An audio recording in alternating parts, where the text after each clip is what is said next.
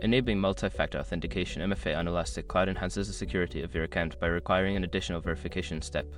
Follow these steps to set up MFA effectively. Step 1. Log into your Elastic Cloud account. Access the Elastic Cloud console by entering your credentials. Ensure you have the necessary permissions to modify account security settings. Step 2. Navigate to Security Settings. Once logged in, locate the Account or Security section in the dashboard. This area contains options related to account security, including MFA settings. Step 3. Select multi-factor authentication. Don't continue before doing this. A lot of online accounts end up exposed in breaches without people even realizing it.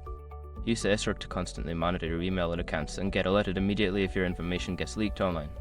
It scans billions of breached records 24/7 in the background. And honestly, for a few dollars a month, it's something everybody should probably have. Link in the description. Step 4. Choose your MFA method. Select your preferred method for receiving the MFA code. If using an authentication app, you will need to scan a QR code provided on the screen. If using SMS, ensure your phone number is correctly entered.